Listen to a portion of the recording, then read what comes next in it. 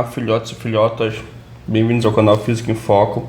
Como você sabe, aqui a gente está resolvendo a prova de física para você. E sem mais delongas, vamos dar continuidade aqui, beleza? Então, nessa nossa série, a gente está resolvendo aqui a prova de física do Enem do ano de 2024, beleza? Então, Enem 2024, tá? Prova de física. Professor, qual é o caderno? Caderno de cor amarela, tá? Caderno de cor amarela. E hoje a gente vai para a questão 106. Beleza? Questão 106 do caderno amarelo. Então, beleza. Bora dar continuidade aqui no nosso exercício. Olha só. Na tirinha, Calvin se divertia em um balanço antes de soltar-se dele e cair no chão.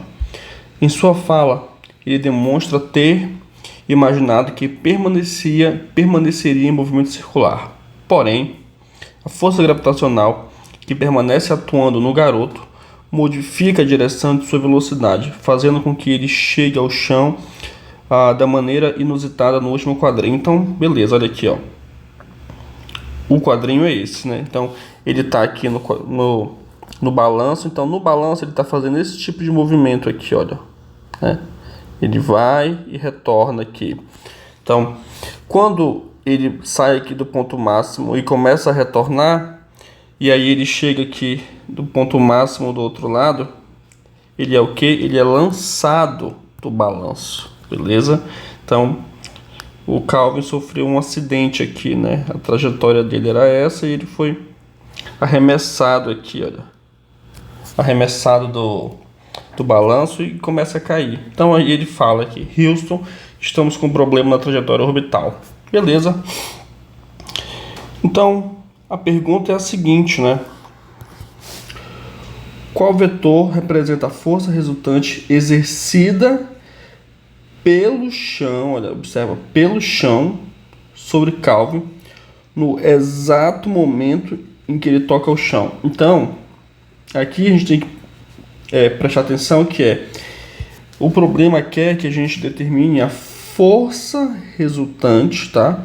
Força resultante, lembrando, força resultante é a soma de todas as forças exercida pelo chão sobre o Calvin no momento em que ele toca o chão, beleza?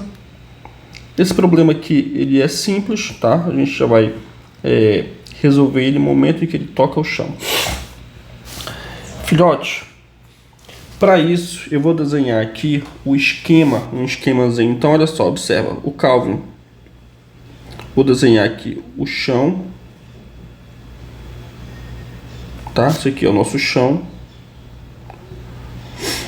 Que lembra, o problema que é a força resultante que o chão exerce sobre o Calvin, tá? Então aqui é o chão. Você tem que observar, por exemplo, que o Calvin, ele tá no balanço aqui, né? No balanço bem aqui, e ele foi lançado de acordo com essa seta aqui, ó. Tá vendo? O balanço vem subindo e ele é lançado. Então, a trajetória que o Calvin vai fazer, né, supondo que aqui seja o Calvin, né, ele foi lançado aqui nessa trajetória, né, a trajetória que ele vai fazer é essa aqui, olha, né, ele vai ser lançado aqui nessa espécie de movimento parabólico, beleza? Até que ele caia aqui no chão. E aí, o problema aqui é que a gente determine, né, qual é o vetor entre as opções A, B, C, D e E que represente a força resultante que atua sobre o Calvin. Então, primeiro, bora identificar aqui quais são as forças que já atuam sobre o Calvin. Então, beleza. Primeiro, a gente tem o peso, né? Então, a força-peso devido à aceleração gravitacional, certo? Então, a gente tem aqui uma aceleração gravitacional. A força-peso sempre atua para baixo, então aqui a gente tem a força-peso, né? Que é basicamente o peso, que é a massa do Calvin vezes a aceleração gravitacional, atuando para baixo, certo? E aí a gente sabe que devido à força-peso, existe aqui o que? A força normal, né? Pela terceira lei de Newton, que é a força de reação à força-peso. Então a gente tem aqui a força normal, beleza? Que é uma força de reação. E aí, se a gente considera só a normal e o peso, e a gente sabe que elas atuam em direções opostas e que elas têm módulo igual, você poderia pensar que a normal, que a força resultante, que é a soma de todas as forças, seria zero. Só que você tem que entender que o Kelvin, nesse momento, no momento em que ele toca o chão, ele vem nesse movimento parabólico aqui.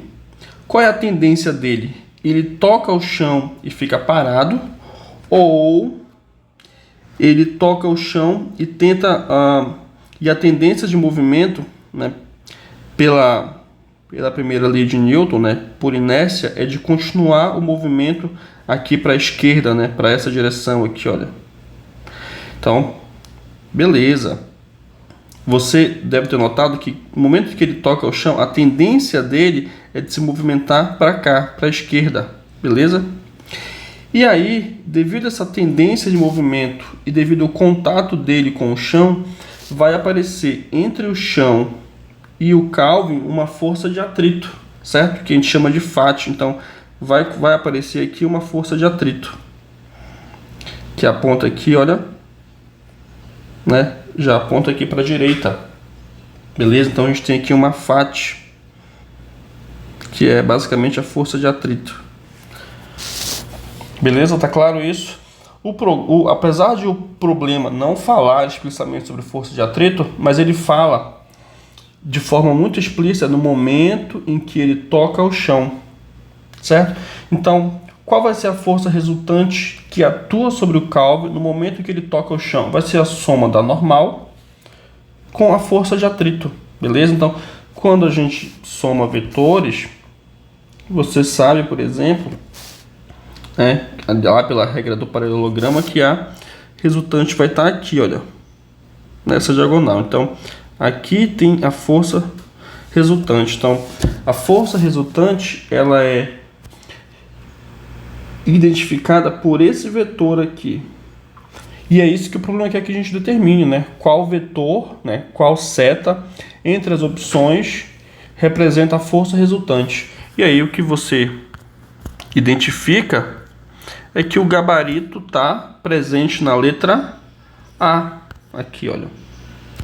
Beleza? Então, letra A. Esse vetor aqui é o vetor força resultante. Beleza? Problema simples, problema muito tranquilo de ser feito, beleza? Eu espero que você tenha gostado do vídeo, que você tenha curtido, que você tenha entendido principalmente. Se você gostou do vídeo, se você gostou do conteúdo, eu peço a sua gentileza de curtir esse vídeo, se inscrever no canal e compartilhar esse link com seus amigos. Até a próxima e bons estudos.